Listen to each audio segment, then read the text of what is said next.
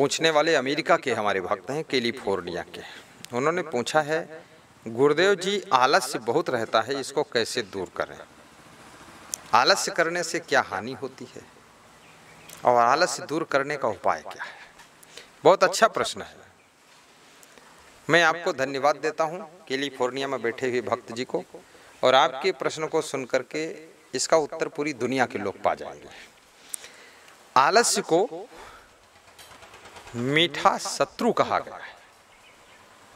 आलस्य का अर्थ होता है तुम्हारे में योग्यता है, कला है, गुण है, सामर्थ्य है, लेकिन फिर भी तुम जीरो पर ही खड़े रहोगे।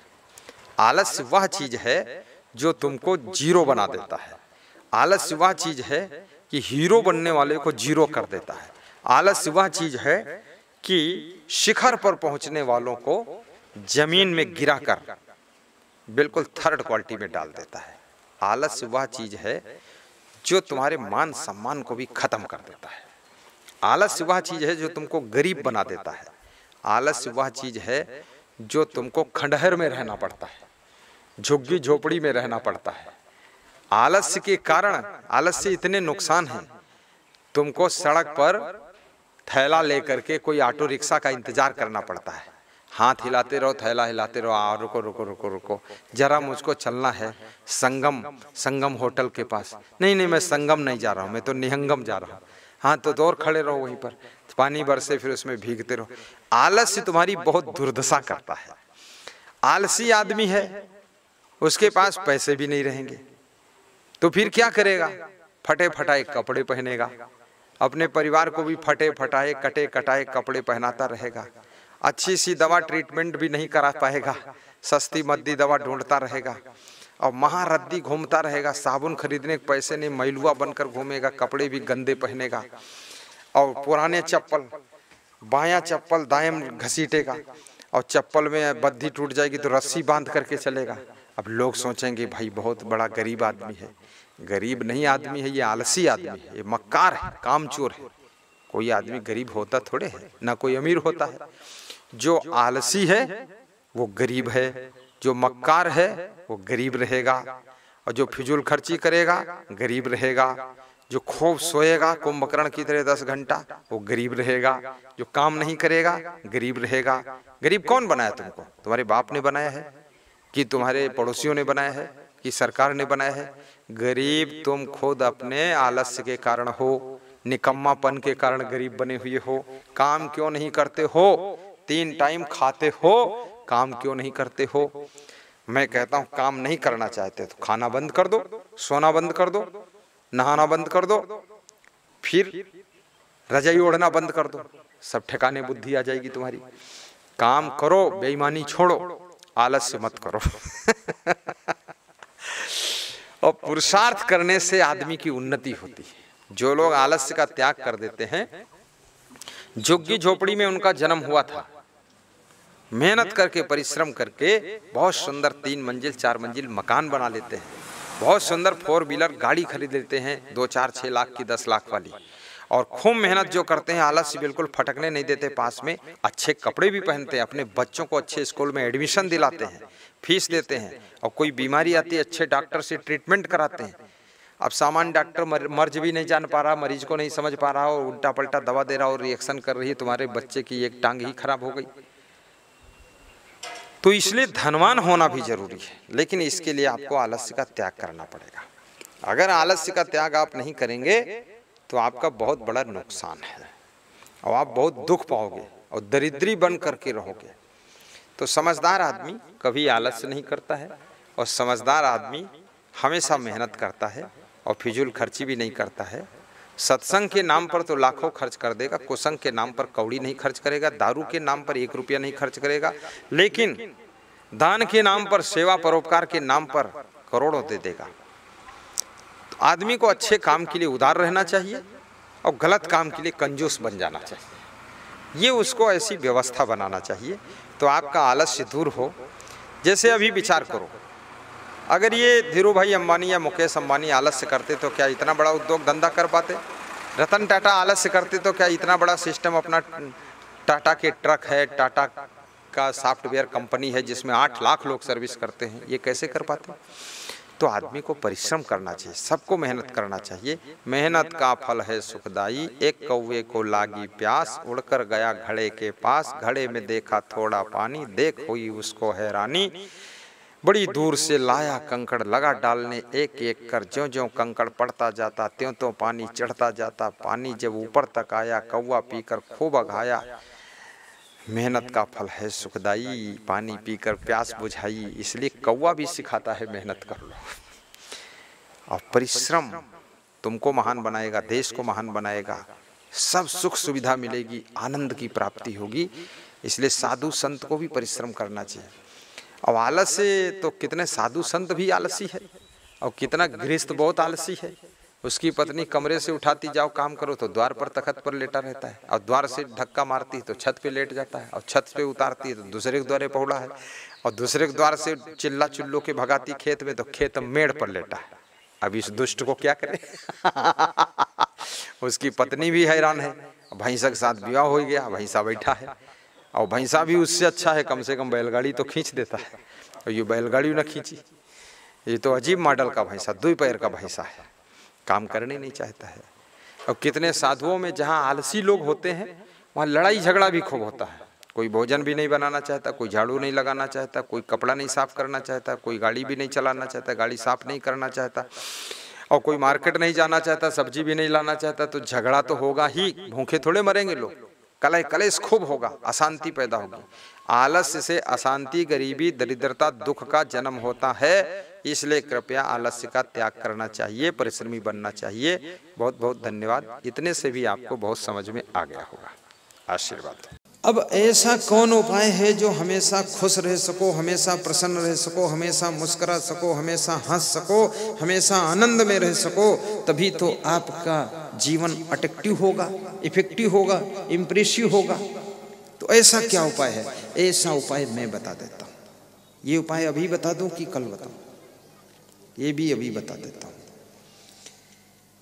ऐसा उपाय बताने जा रहा हूं, कृपया बैठ जाइए, ध्यान से सुनिए, और जो खड़े हैं वो खड़े रहिए, ध्यान से सुनिए, लेकिन हलचल मत कीजिए, क्योंकि ऐसा उपाय पहली बार बताने जा रहा हूं जो तुम हमेशा खुश रह सको, प्रसन्न रह सको, आनंद में रह सको, मुस्कुराते रह सको। ऐसा फार्मूला देने जा रहा हूं, कृपया अलर्ट हो जाइए, सावधान। देखो क्या उपाय है। आपके मन की भावना पवित्र होना चाहिए। अपनी भावना को शुद्ध रखो। आप प्रसन्न रहोगे, न भय रहेगा, ना संकोच रहेगा, ना असमंजस रहेगा। नंबर 2, भावना को शुद्ध रखने में, भावना पवित्र रखने में 1 पैसे का खर्चा नहीं, 1 पैसे की मेहनत नहीं, केवल भावना। जैसे लोग कहते ना कि मेरी आपके प्रति बहुत बड़ी भावना है, सीने पर हाथ रखते हैं, तो इसमें खर्चा क्या हुआ उसका? कुछ नहीं। लेकिन जिसकी भावना अच्छी है वह व्यक्ति हमेशा खुश रहता है। और जिस व्यक्ति का खान पान अच्छा है, जिसका रहन सहन अच्छा है, जिसकी कर्म अच्छे हैं, जिसकी आदतें अच्छी हैं, जिसमें कोई गलत आदत नहीं है, वह व्यक्ति हमेशा खुश रहता है। जो बार बार गलतियां करता है, गलत आदतों में फंसता है, बुरे काम करता है, चोरी करता है, बवाल बनाता है, वो आदमी कभी खुश नहीं रह सकता है। एक लड़का टेंशन में बैठा था, छोटा सा बच्चा था, तो मैंने कहा तू क्यों मुंह ऐठ रहा, तू खुश रहे, तेरे को क्या टेंशन? तो उसके पड़ोस में दूसरा लड़का था, उसने बताया यह किसी के गाड़ी की हवा निकाल कर आया है, इसलिए बैठा है टेंशन में। तो मैंने कहा तूने हवा निकाली है? बोले मैंने निकाली है। तो हमने कहा तो फिर टेंशन क्यों?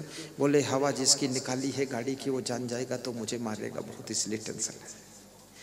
गलत काम करने वाले कभी खुश नहीं रह सकते हैं, गंदी आदतों वाले कभी प्रसन्न नहीं रह सकते हैं, और गलत सोचने वाले, गलत भावना रखने वाले कभी खुश नहीं रह सकते हैं। इसलिए मैं निवेदन करूंगा कभी ऐसा वैसा खान पान ना करना।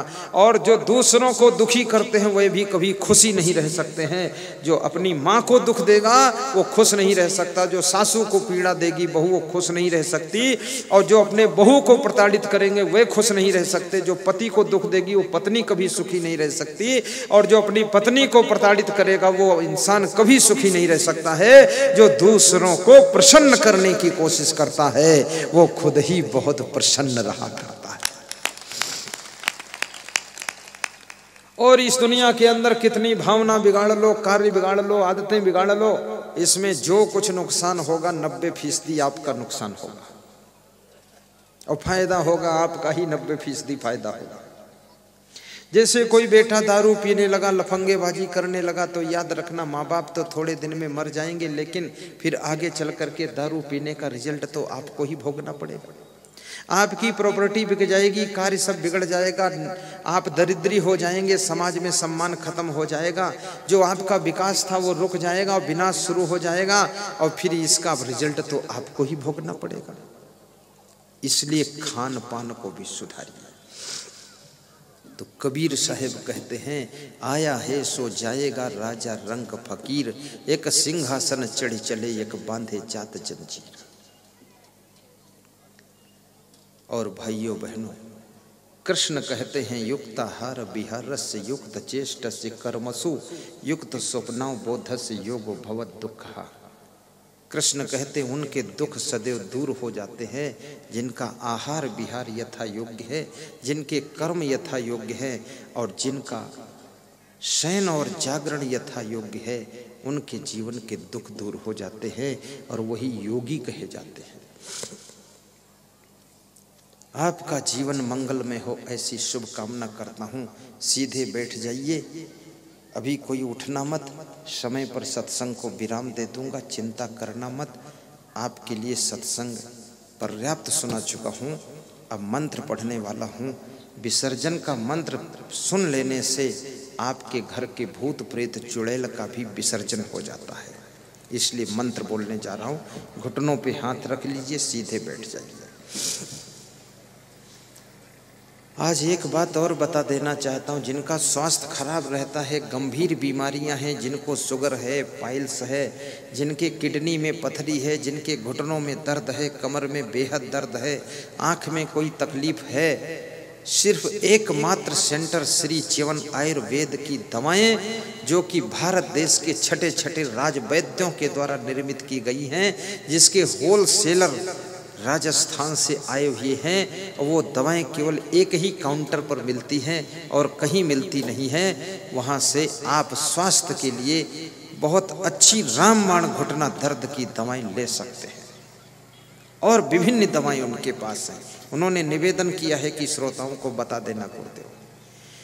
दूसरा, जिनके मन में अशांति रहती है, टेंशन रहती है, चिंता रहती है, वे कृपया सत साहित्य केंद्र यहाँ पर 2 लगे हुए हैं, वहाँ जा करके आप धार्मिक पुस्तकों को खरीद करके जीने की राह, सुख की खोज, उन्नति कैसे करें, ऐसी ऐसी पुस्तकें, भजनावली, जितने भजन मैं गाता हूँ वह सारे भजन उसमें आपको मिलेंगे। वो पुस्तक को लेकर के अध्ययन कीजिए, मन की टेंशन दूर होगी। और जितने प्रवचन हैं, 100-100 घंटे का प्रवचन, 150-150 घंटे का प्रवचन आपको पेन ड्राइव और मेमोरी कार्ड में भी प्राप्त होगा, वहाँ से आप ले सकते हैं। और अपने घर में शांति की स्थापना के लिए साउंड सिस्टम भी लगाइए एक कमरे में और मधुर मधुर आवाज में प्रवचन सुना कीजिए। मोबाइल के यूट्यूब में भी प्रवचन का आनंद लीजिए। ये सोशल मीडिया का सही प्रयोग कीजिए और यूट्यूब के प्रवचन को सब्सक्राइब भी कीजिए, ताकि जो नया प्रवचन लोड हो तुम्हारे उसमें पहले पहुँचे और व्यूअर की संख्या बढ़े। और याद रखना, इस प्रवचन को आप व्हाट्सएप पर भी डालिए, शेयर भी कीजिए और साथ साथ में फेसबुक में लाइक कीजिए, व्हाट्सएप में और आगे बढ़ाइए, इतना सेवा भी कीजिए।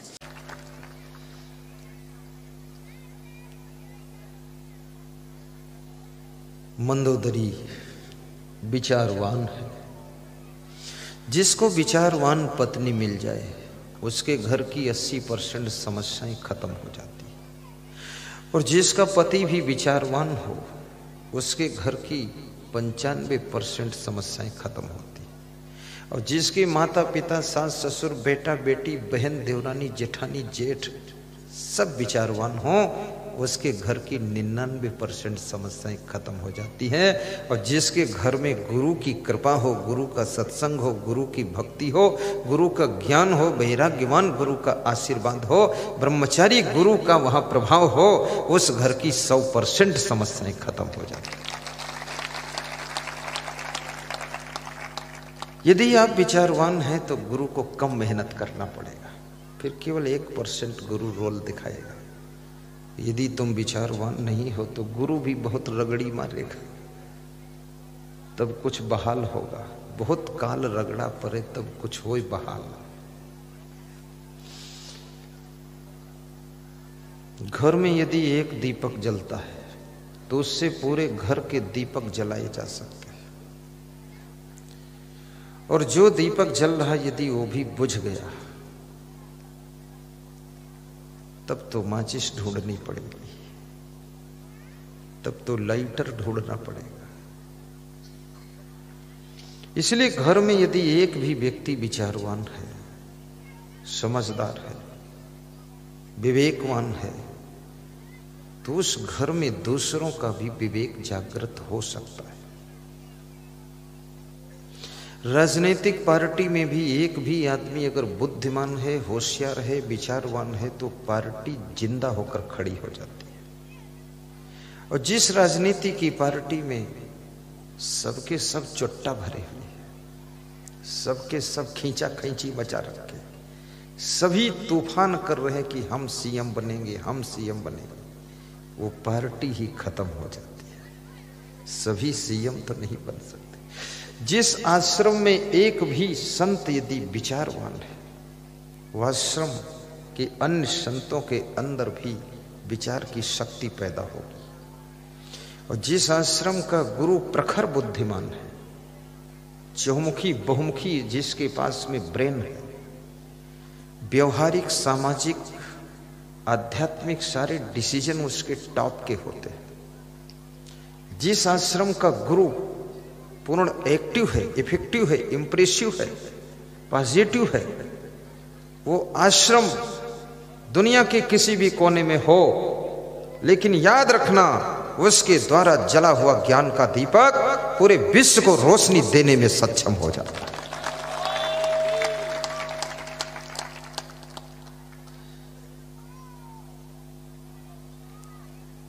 हमारा आश्रम दिल्ली में नहीं है, लेकिन करोड़ों लोग दिल्ली के प्रवचन सुन रहे हैं। हमारा आश्रम अमेरिका में नहीं, हम गए भी नहीं वहां। हम तो हांगकांग गए, दुबई गए, इंडोनेशिया गए, मलेशिया गए, थाईलैंड गए, मस्कट गए, लंका गए और नेपाल गए, 8। और हिंदुस्तान में तो गए क्या, यहां तो हैं ही हम। लेकिन पाकिस्तान में लोग प्रवचन सुनते हैं और हमारे नाम से प्रोग्राम करते हैं, भंडारा भी करते हैं। मुसलमान भाई बहन भी सुनते हैं। बहुत से मुसलमान भाई बहनों ने गाय भैंसा खाना भी छोड़ दिया, कंठी भी पहन लिया। हमने कहा तुम मुसलमान हो, भैंसा नहीं खाओगे तो कैसे मुसलमान रहोगे? बोले भैंसा तो भैंसा, हम एक मच्छर नहीं मारेंगे, क्योंकि हम न हिंदू हैं न मुसलमान, हम आपके शिष्य बन करके अब हम हैं इंसान, हम मांस मछली नहीं खाते। हरियाणा का एक मुस्लिम भाई आया, गुरुमंत्र लेकर गया और दाढ़ी वाड़ी सब हटा दिया। बोला ये सब खज्जड़ फज्जड़ मैं नहीं रखूंगा। तो मैंने कहा करते कहा? बोले टेलर हूं, आपका शिष्य हूं। कोई पूछता है तुम हिंदू हो मुसलमान, तो मैं बोल देता हूं मैं दोनों नहीं हूं, मैं तो असंगदेव का शिष्य हूं। हिंदू धर्म बहुत अच्छा धर्म है। ये हिंदू धर्म की बलिहारी है, ये हिंदू संस्कृति का फल है। जो आज हम संत हैं और तुम भक्ति करने के लिए सत्संग में बैठे हो, ये हिंदू संस्कृति में ही ये बात होती है कि किसी को संत बनने की छूट है और बाकी संस्कृति में संत बनने की छूट नहीं है। मैं तो हिंदू समाज को, हिंदू धर्म को, हिंदू संस्कृति को और इस हिंदुस्तान को बार बार नमन करता हूँ, प्रणाम करता हूँ कि मेरा सौभाग्य है जो इस हिंदुस्तान में मेरा जन्म हुआ है। और हिंदुस्तान में भी यदि जन्म मध्य प्रदेश में हो तो ज्यादा सौभाग्य है, क्योंकि किसी प्रदेश में भी साधु जन्मा हो, कथाकार हो, लेकिन मध्य प्रदेश तो उसको आना ही पड़ता है, यहाँ सब आते हैं। और यदि जन्म छत्तीसगढ़ में हो तो भी सौभाग्य है, बिहार झारखंड हो तो बहुत सौभाग्य है, और यदि जन्म उत्तर प्रदेश में हो तो थोड़ा खतरा है। अब वो खतरा मिट गया है, क्योंकि बाबा योगी आदित्यनाथ कृपा की छाया बनाए। मैं तो बाबा आदित्यनाथ को जब याद करता हूं तो मुझे लगता है कि वास्तव में आदित्यनाथ जैसे महात्मा को तो हर प्रदेश में मुख्यमंत्री बनना चाहिए। बहुत दमदार आदमी। जितने उत्तर प्रदेश के छठे छठे डाकू थे, बदमाश थे, 1400 एनकाउंटर करा दिया, परम धाम पहुंचाया है। भगवान से कह दिया तुम फाटक खोल के रखना, मैं भेज रहा हूं। सबको डायरेक्ट मुक्ति दिला दी। मैंने उनके एक भक्त से पूछा, ये बाबा होकर इतना मर्डर करा रहे हैं, कितना पाप होगा? साधु तो चींटी नहीं मारता है। बोले मर्डर? आप कैसे बोलते मर्डर? मर्डर नहीं हो रहा। तुमने कहा क्या हो रहा? बोले भगवान राम ने रावण, बाली और कुंभकर्ण को वध किया था, अब वध करके अपने धाम पहुंचाया था। तो ये बाबा जी इनका वध करके निज धाम पहुंचा रहे हैं।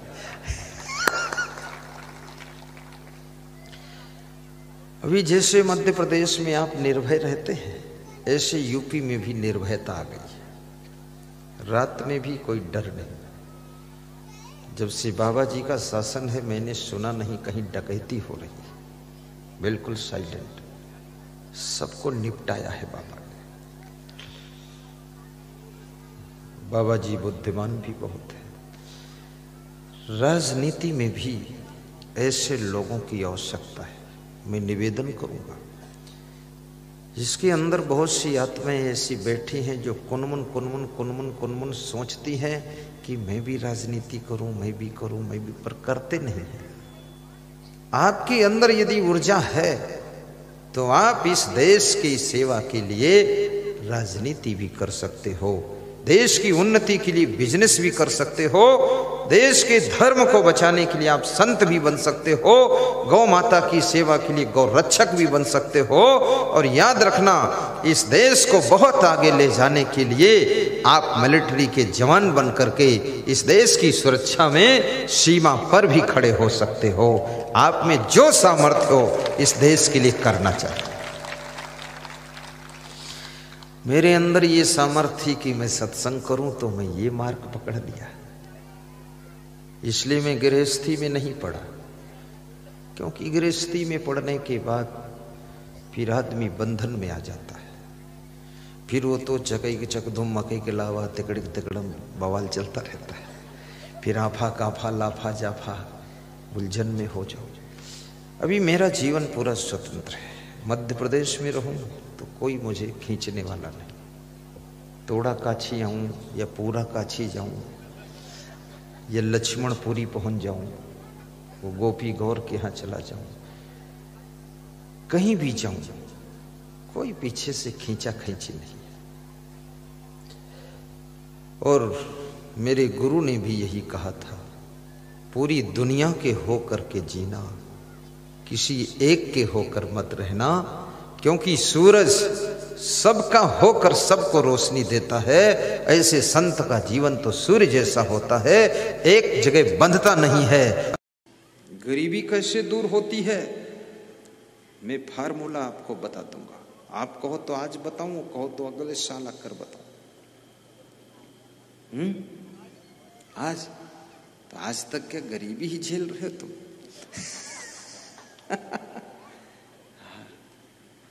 आज ही बता दूंगा।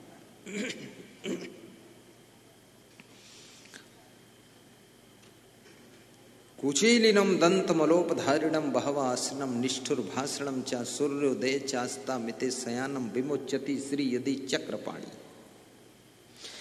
जो लोग चाहते हैं कि घर में गरीबी न रहे, उनको ये 5 काम करना चाहिए।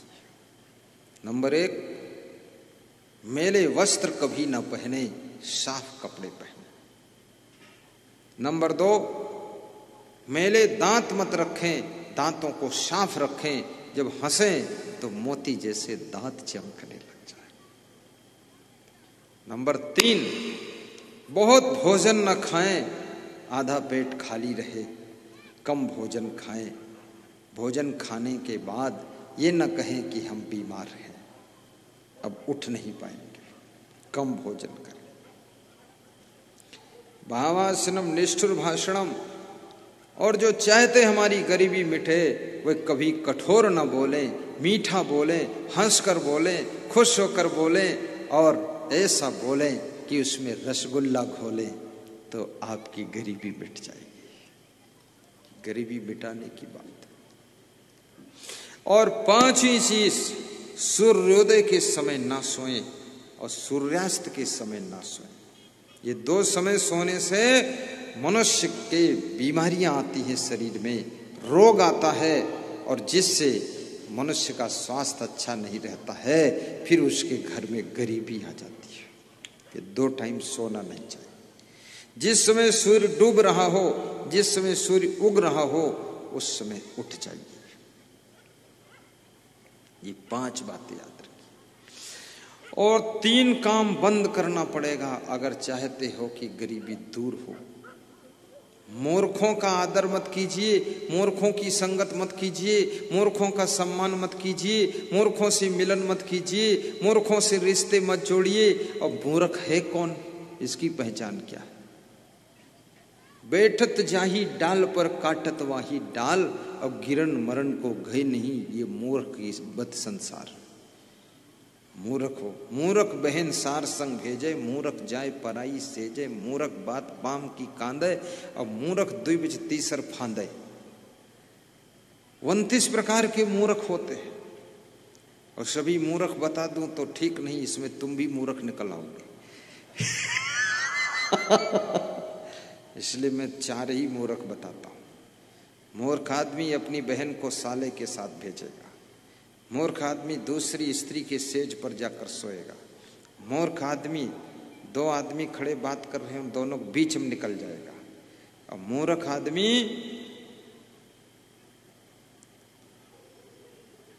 किसी के बहकावे में ही काम करेगा, स्वयं विवेक से काम नहीं करेगा। जिसके घर में मूर्खों का सम्मान नहीं है, मूर्ख का आदर नहीं,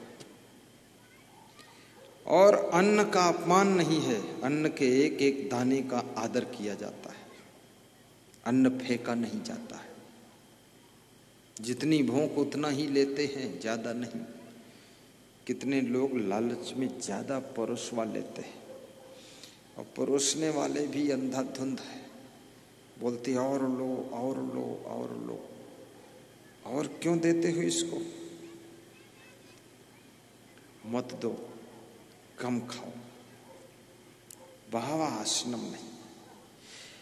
दाम्पत्य कलहो नास्ति, और जिसके घर में दंपति जीवन में कलह कलेश नहीं होता है, पति पत्नी चुपके से सलाह करके हंसकर काम करते हैं, उस घर की गरीबी दूर हो जाती है।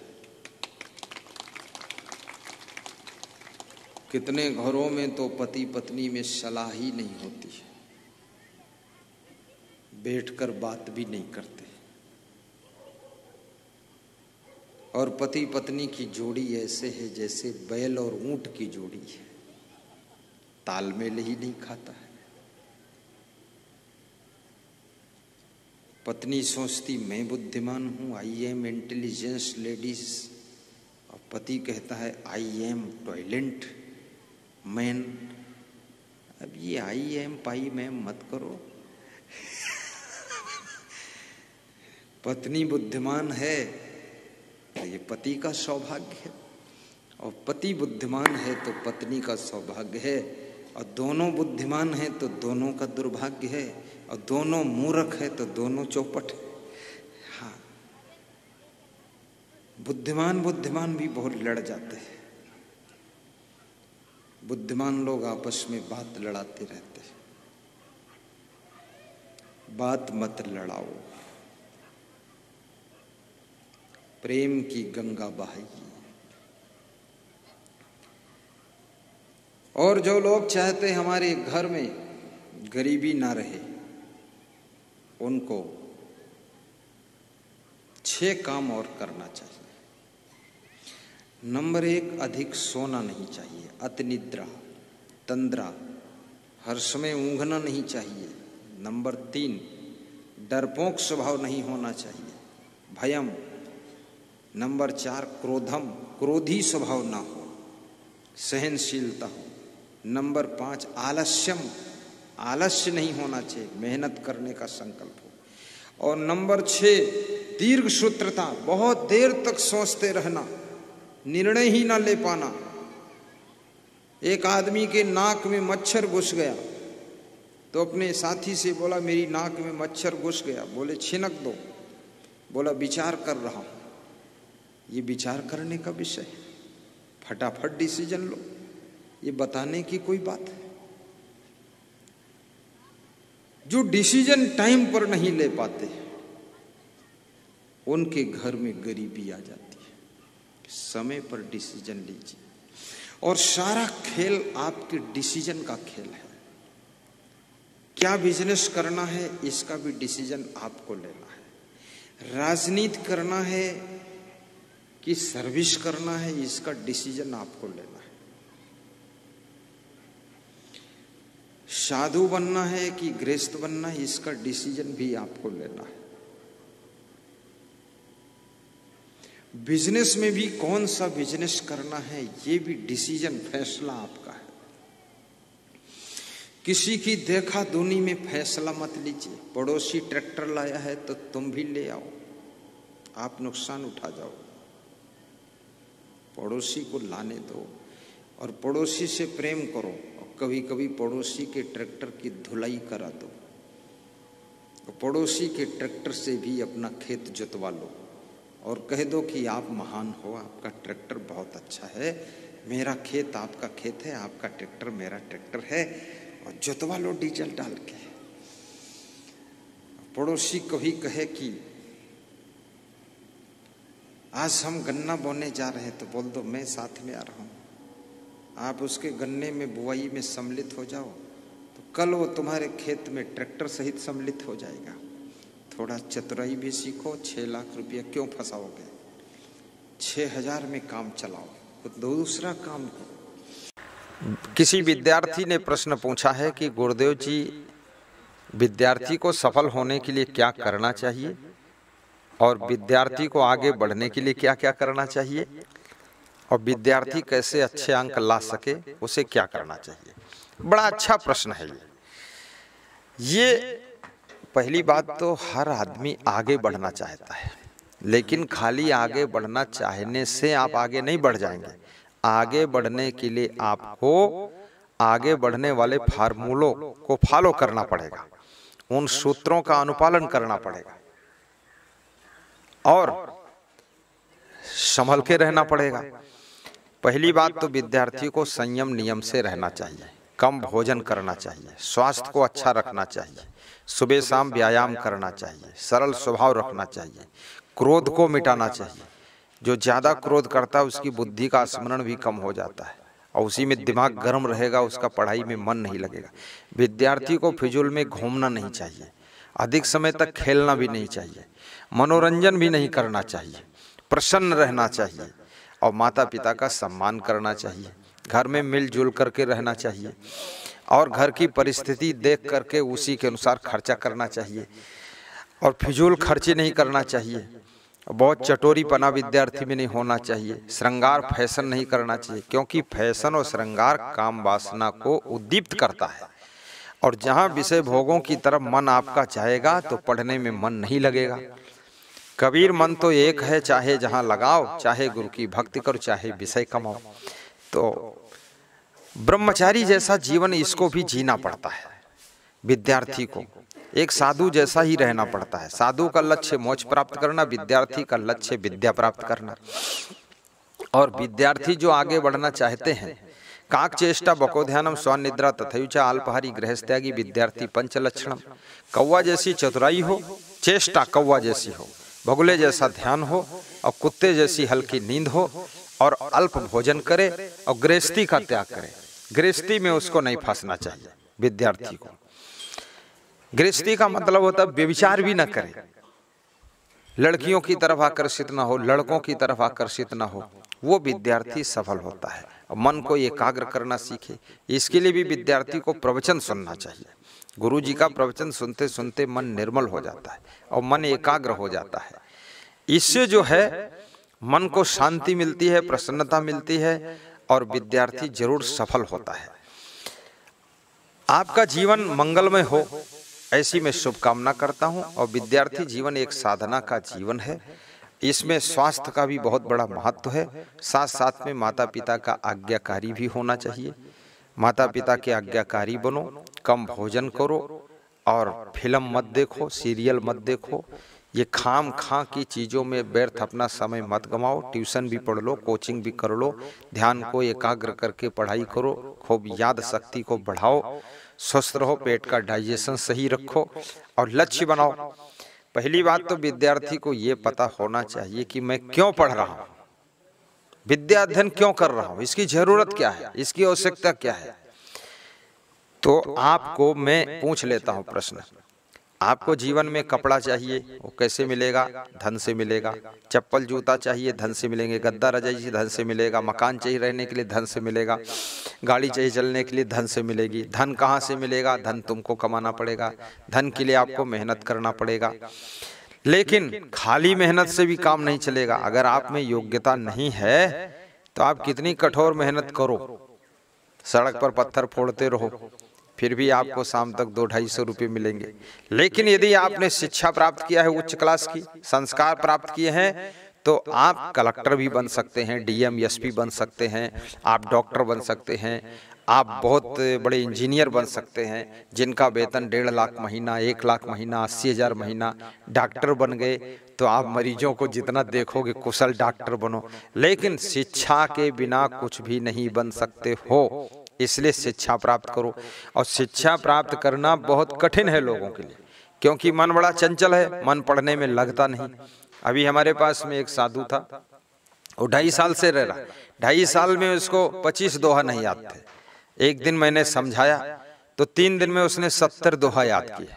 अब 2.5 साल में तो बहुत दोहे याद कर डालता हो, लेकिन पढ़ाई नहीं, मन चंचल है, बस बैठा रहता है, काम करता रहता है और पढ़ना नहीं चाहता है। तो बुद्धू बना रहेगा, जहाँ हंसों की सभा बैठेगी उसमें बगुला जैसा बैठा है, मूक होकर के कुछ मालूम ही नहीं है। आदमी को जब ज्ञान होता है, शिक्षा प्राप्त करता है, उसकी योग्यता बढ़ती है तो उसका सम्मान बढ़ता है, उसको प्रतिष्ठा मिलती है। अयोग्य आदमी को कहाँ सम्मान मिलेगा, कौन सम्मान देगा? राजनीति में भी आप आगे बढ़ना चाहते हैं तो इसमें भी शिक्षा की बहुत बड़ी आवश्यकता है। साधु लाइन में भी बहुत पढ़ने की आवश्यकता है। हर जगह बिना शिक्षा के आप विकास नहीं कर सकते हैं, बिना पढ़ाई के आगे नहीं बढ़ सकते हैं। और पढ़ाई का मतलब ये भी नहीं है कि आप स्कूल में ही पढ़ाई होगी। स्कूल की शिक्षा से आपको डिग्री मिलेगी, लेकिन पढ़ाई आपको जिंदगी भर करनी पड़ेगी। अभी हमारे देश के प्रधानमंत्री नरेंद्र मोदी जी हैं, कहीं जाते हैं 2-4 किताबें भी लेकर के जाते हैं, रास्ते में पढ़ते रहते हैं, हवाई जहाज में सो लेते हैं, वहाँ फिर भाषण शुरू करते हैं, हवाई जहाज में पढ़ लेते हैं। तो आदमी को तो ज्ञान जिंदगी भर प्राप्त करना चाहिए। और विद्यार्थी जीवन जिसका सफल नहीं है, उस व्यक्ति की जवानी भी दुखद रहेगी, बुढ़ापा भी दुखद रहेगा, इधर उधर भटकता रहेगा और गरीब भी बना रहेगा, कंगाल बना रहेगा। और धन यदि आपके पास नहीं है तो निश्चित है रिश्तेदार भी आपका आदर नहीं करेंगे। आप कहीं मेहमान बनोगे, वह लोग भी आपको मन से, आस्था से नहीं रखेंगे, प्रेम से सोचेंगे अरे आया है दे दो इसको कुछ। लेकिन आपके पास यदि अच्छा मकान है, अच्छी गाड़ी है, अच्छी व्यवस्था है, आपके द्वार पर कोई आता है उसको अच्छा नाश्ता खिलाते हैं। लेकिन कब? जब आपके पास में धन होगा। और धन कब होगा? जब आप योग्य होंगे। और योग्य कब होंगे? जब आप पढ़ने में, शिक्षा में मन लगाएंगे और चरित्रवान होंगे। कई बार लोग शिक्षा भी प्राप्त कर लेते, सर्विस भी प्राप्त कर लेते, फिर भी धक्का खाते रहते हैं। क्यों खाते हैं? क्योंकि चरित्रहीन हैं, व्यभिचारी हैं, दारू पीते हैं, उल्टा पल्टा काम करते हैं, कुकर्मी लोग हैं। तो वो तो दुखी रहेंगे। तो कुकर्म भी नहीं करना चाहिए। लेकिन विद्यार्थी को धन कमाने योग्य ऊंची शिक्षा, ऊंचा ज्ञान प्राप्त करना चाहिए, डिग्री भी प्राप्त करना चाहिए, जिस फील्ड में आपकी जाने की इच्छा हो उसमें जाइए। और आपके पास में जब पैसे होंगे तो आप किसी को सहयोग कर सकते हो, परोपकार कर सकते हो, सेवा कर सकते हो, दान पुण्य भी कर सकते हो, आप गरीबों को मदद कर सकते हो, देश को मदद कर सकते हो। देश पर कोई संकट आ जाए, जैसे अक्षय कुमार जी ने अभी 25 करोड़ दिया और रतन टाटा जी ने 1500 करोड़ दिया लॉकडाउन में, और हमारे मुकेश अंबानी जी ने 1000 करोड़ दिया, और हमारी संस्था की ओर से भी लाखों रुपए दान पहुंचा। हमारे बहुत से भक्त लोगों ने भी कुछ दिया है सहयोग, उनका भी दान गया। जैसे कार्तिक राम यादव, उन्होंने 25,000 रुपये भेजे कि पीएम के सेवा कोष में हमारी तरफ से भी संस्था में मिला करके दे दिया जाए, वो पहुंचा। ऐसे बहुत से भक्त लोग हैं। तो जब उनके पास में है, मेहनत करते हैं, बिजनेस करते हैं, योग्यता है, ज्ञान गुण है, बुद्धिमानी है, एकाग्र होकर के उसमें लग जाते हैं, तभी तो उनको सफलता मिलती, धनवान बनते। धनवान बनना ऐसे कोई आसान थोड़े है। धनवान बनने के लिए भी आपको पहले योग्य बनना पड़ेगा। और धन की आवश्यकता सभी को, बीमार हो गए दवाई चाहिए वो पैसे से मिलेगी, चप्पल जूते चाहिए पैसे से मिलेंगे, घड़ी चश्मा पैसे से मिलेगा, बिछावन पैसे से मिलेगा, मच्छरदानी पैसे से मिलेगी। तो ये पैसा तुम्हारे लिए कौन कमा कर देगा? माँ बाप चलो हैं 50, 60, 70 साल की उम्र में मर जाएंगे और तुम 40 साल के होगे तो तुमको भी तो कमाना पड़ेगा। तो इसलिए विद्यार्थी को सोचना चाहिए, यदि सम्मान से जिंदगी जीनी है, सुख से जिंदगी जीनी है, प्रसन्नता से जिंदगी जीनी है, तो आपको सबसे पहले विद्या अध्ययन में लग जाना चाहिए। नहीं तो माँ बाप की मृत्यु के बाद खूब भटकोगे, उनकी जिंदगी में ही ठोकरें खूब खाओगे, अपमान के घूंट पियोगे, दिमाग सब दुरुस्त हो जाएगा, इधर उधर घूमने की आदत का फल मिल जाएगा। तो घुमक्कड़ मत बनिए, हीरो कट मत बनिए, केवल बालों को सजाते रहो, फैशन बनाते रहो, इससे काम चलने वाला नहीं है। सादा जीवन रखना चाहिए, प्रसन्न रहना चाहिए, और गुरु जी का आशीर्वाद लो, गुरु जी का प्रवचन सुनो, विद्या अध्ययन में आपका मन लगेगा। बहुत बहुत धन्यवाद, शुभकामना आपको दी जाती है।